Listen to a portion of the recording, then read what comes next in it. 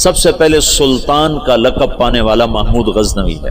سلطان کا جو لقب سب سے پہلے ملا ہے وہ محمود کو ملا ہے، سلطان محمود غزنوی. اس کا باپ غلام تھا، غلام سبکتگین غلام تھا. یہ گیا شکار کھیلنے، تو ایک ہرنی کا بچہ اس نے شکار کیا، تو اس کو اٹھا کر اس نے گھوڑے پہ رکھا، ذبح نہیں کیا، گھوڑے پہ رکھا، گھر جا کے ذبح کروں، اور واپس موڑا. ایسے اس کے پیچھے نظر پڑی تو اس نے دیکھا وہ اس بچے کی ماں اس کے پیچھے آ رہی تھی. تو اس نے اس کو دیکھا تو اسے ترس آیا، تو اس نے بچے کو چھوڑ دیا.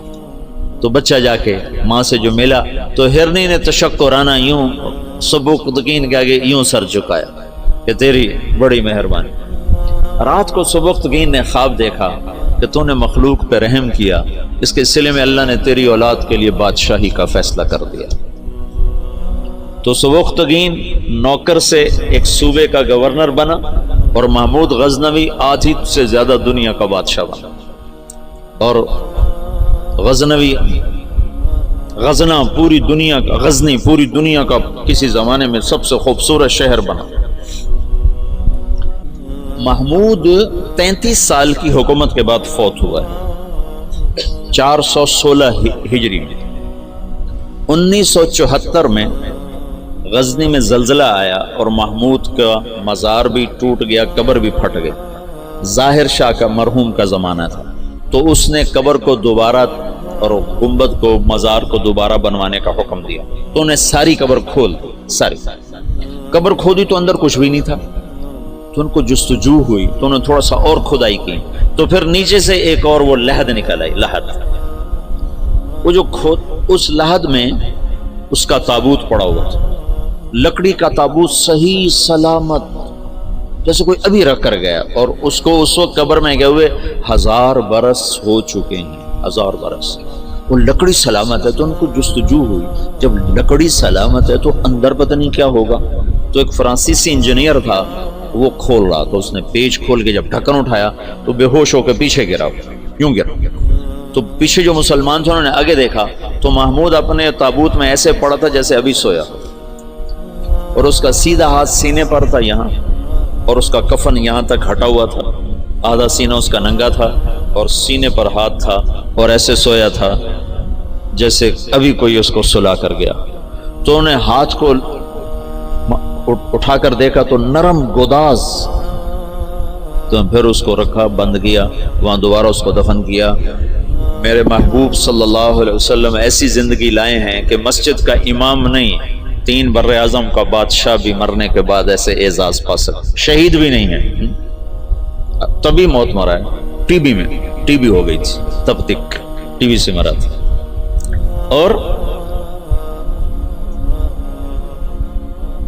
خبر اس پر ایسے فدا ہے کہ اس کے بال کو بھی نہیں اکھیڑا. ایسی زندگی اسلام ہمیں دیتا ہے کہ مر کے بھی زندہ رہ جاؤ.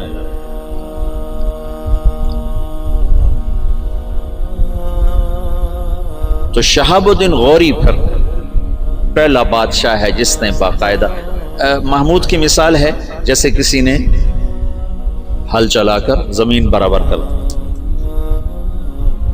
اس کے پاس ایک شخص آیا کہ حضرت کا سلطان، میں بہت مظلوم ہوں. کیا ہے؟ کہ تمہارا بھانجا تیسرے چوتھے روز میرے گھر آتا ہے، میری بیوی کے ساتھ برا کرتا ہے، مجھے گھر سے نکال دیتا ہے، میری تجھ تک پہنچ بڑی مشکل سے ہوئی. تو محمود کا رنگ غصے سے سرخ ہو. اس نے کہا آئندہ جب ایسا واقعہ ہو فوراً میرے پاس آ. اور درباریوں سے کہا یہ شخص جب پہنچے، میں سو بھی رہا ہوں تو مجھے اٹھایا جائے. تیسری رات وہ آیا، تیسری رات بھاگتا ہوا.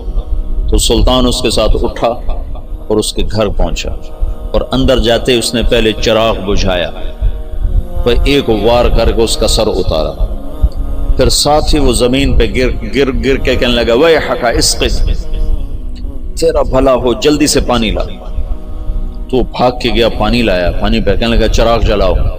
چراغ جلایا تو مقتول کو دیکھ کر اس نے کہا الحمدللہ. تو اس نے پوچھا سلطان یہ کیسے ہوا؟ میں کچھ باتیں سمجھنا چاہتا ہوں۔ تم نے چراغ آتے ہی بجھایا،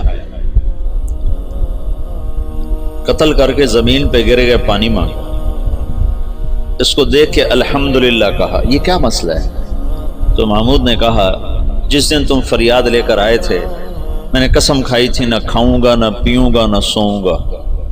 میں 3 دن سے بھوکا بھی ہوں، پیاسا بھی اور جاگا بھی ہوں کہ جب تک تیری مدد نہ کر لوں میرے اوپر کھانا پینا سونا حرام ہے۔ آج تیسری رات کا جاگا ہوا ہوں، ایک لقمہ کھانا نہیں کھایا، ایک گھونٹ پانی نہیں پیا۔